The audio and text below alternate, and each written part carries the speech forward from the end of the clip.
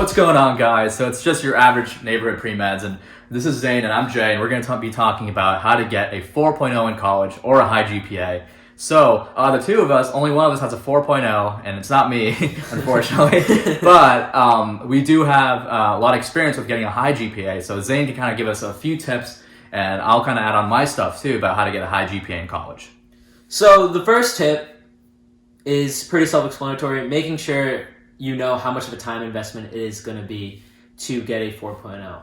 Honestly, I know I sacrifice a lot of things in undergrad because it's such a time commitment. Sometimes you're going to have to put studying for a class over certain things because you want to get that A in that class. And just making sure that regardless of what you do and what you're aiming for in undergrad, knowing that to get a really good GPA, and Jay and I both, we did well in undergrad, and we're both really proud of our, respective accomplishments. But making sure you're going to put in the time, making sure that, as me and Jay like to say, study smart and study efficiently, but don't study hard.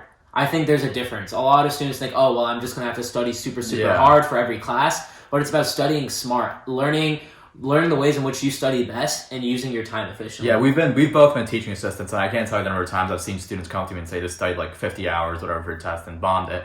And a lot of times they're just sitting in the library with their phone out and headphones or listening to music and just scrolling through Instagram. So being able to have a good study schedule, dedicating the time, and I think having a solid regimen, treat it like a part-time job or a full-time job for these classes, because your time in the lectures doesn't really count for studying. Spend a good amount of time, 10, 15, 20, 25 hours outside of class, dedicate to studying and being on top of the material. Exactly. So our tip number 2 is class selection. So this is important all throughout your undergrad career, and especially, if you're first starting off and you're not really sure about which classes to pick. So obviously I think, picking a number of classes that don't go on a credit overload your first semester in college. I think, you kind of want to take it light, take it easy, and see like how the college life is and how you kind of, schedule your time and stuff. And 2, the biggest tip we have regarding class selection is ratemyprofessors.com. Yeah. I don't know if there's a ratemyteachers.com or instructors, but definitely use that site. Use feedback from, your peers, your upperclassmen. Ask them for advice on which professors to take, which classes to take, and when. Obviously, you'll need to take your required classes, but if there's a professor who's notorious for never giving A's out in class, not the best class to take to boost your GPA. And another thing is elective classes. So a lot of you might, take elective classes, upper level, bio classes, for example. I know at our school we had a lot of bio majors take that. We were both biochem majors, so we didn't take this class, but there is a really tough human physiology class that bio majors took that is taught only by one professor, and he never gave out A's. So definitely be careful. Obviously, if you're interested, go for it, but you just want to be, cautious of the fact that, some professors are going to be really harsh and cruel and never give out A's or A minuses. So just, I would just know which professors teach certain classes and what you're kind of getting yourself into.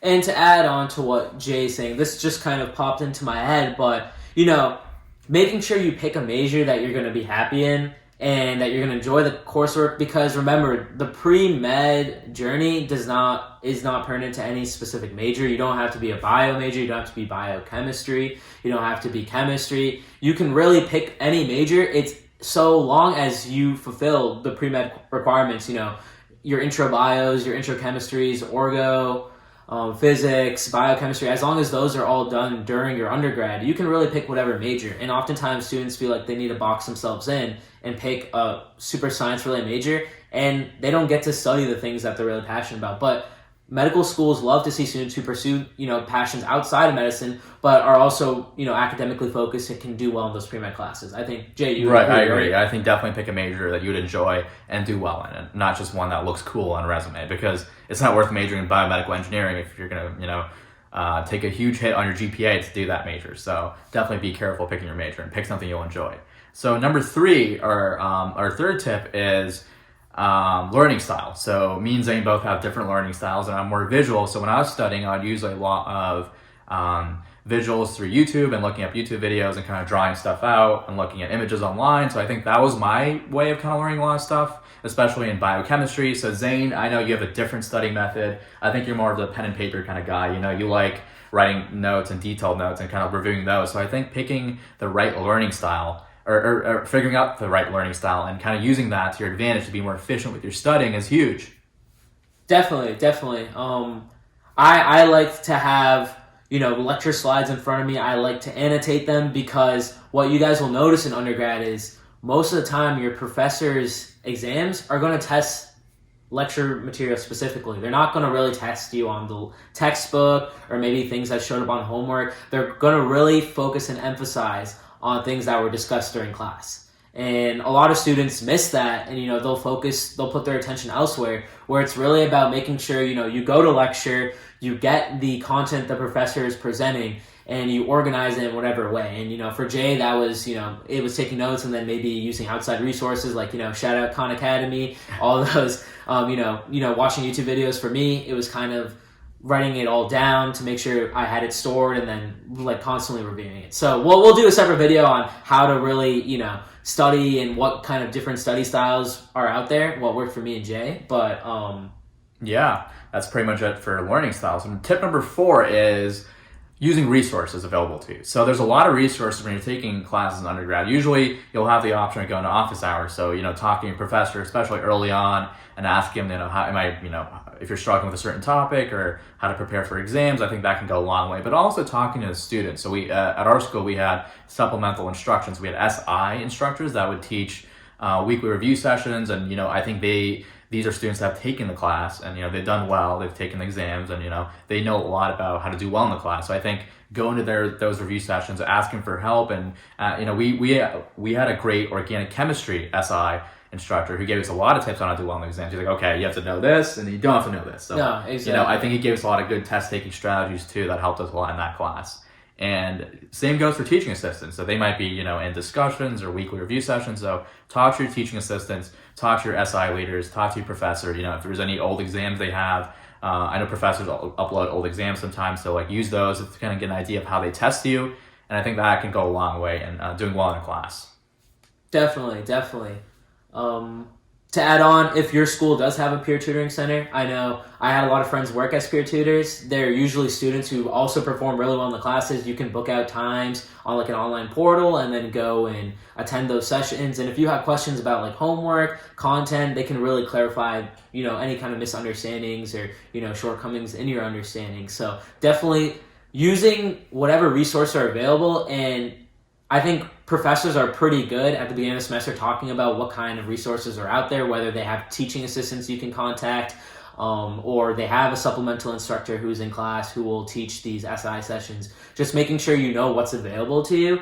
And if you're having trouble, like Jay said, approach your professor during office hours. They'll be really open with you.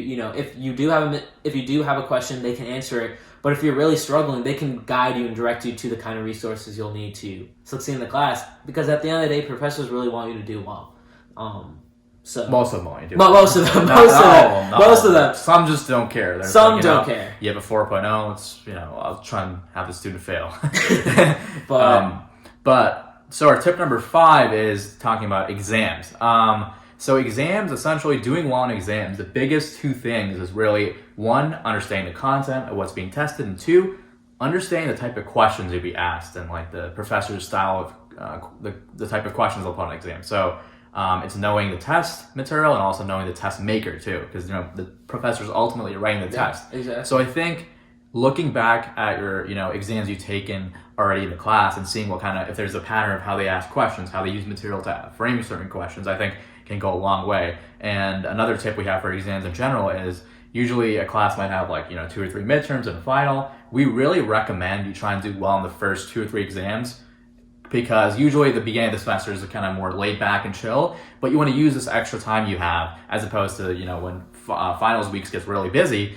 Use that time in the beginning of the semester, do really well in your first couple of exams, just kill those exams. And so by the time you're getting to finals week, you're kind of chilling and you only need a couple 70s or whatever to get A's in all your classes. So try and do well in the beginning as opposed to later on, because you really don't want to be sitting at that point where you need a 98 or 105 on the final to get an A. So really try and do well in the beginning. And I think that's a great tip to kind of save yourself a lot of stress towards the end of the semester that a lot of students face.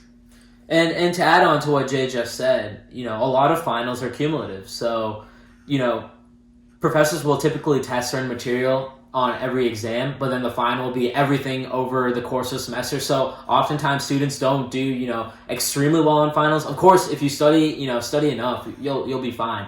But like Jay said, really make sure that if you have the opportunity to really study and nail those first couple of exams, because it'll just make the rest of your semester so much easier. You won't be as stressed out, and you'll already have that solid foundation to get that A. And kind of like a last maybe connecting tip to that is, at the beginning of the semester, guys, make sure to read your syllabus, because you don't know how many times I've bumped into students who realize halfway through the semester that lecture attendance was mandatory, or there were specific homework assignments that were weighted a certain amount for their final grade that they didn't do. So making sure you attend class during syllabus week, you have your syllabus there and you read through to make sure you don't miss anything, because if you want to get a 4.0 or a really high GPA, every single point in that class is going to matter. You're going to want to get as many points as possible. And I think Jay will agree that sometimes, the difference between a 92 and a 93 or an 89 and a 90 can be the small things. It can be the one assignment,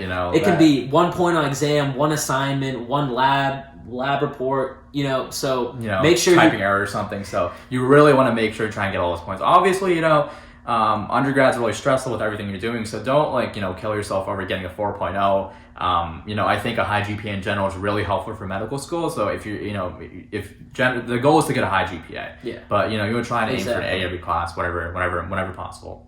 Exactly, and I think oftentimes I look back at my undergrad journey and think I always think I got really lucky, but I had great friends I had to study with, like Jay. Yeah, we'll talk a lot about study groups in a different video, because I think that was going to be really helpful, especially using your friends and your peers to kind of push you forward and do well. But really, using a lot of the tips that we discussed today in today's video really made getting a 4.0 seem less intimidating for me, or getting, like Jay will say, getting a really high GPA. It made it so much less intimidating, and that's why we kind of wanted to share this with you guys, to make, students always think, a 4.0, it's super, super hard. And yeah, it's going to take a lot of hard work on your part, but, it's manageable. It's doable. If you believe, you put in the time and effort, good things will pan out. So I think that's all we have for today's video, right, Jay? Unless you have anything else to add? No, that's all I had, so. All right, yeah. So please, if you guys have any other questions, drop them in the comment section below. Make sure to hit that subscribe button, and we'll see you guys in the next video.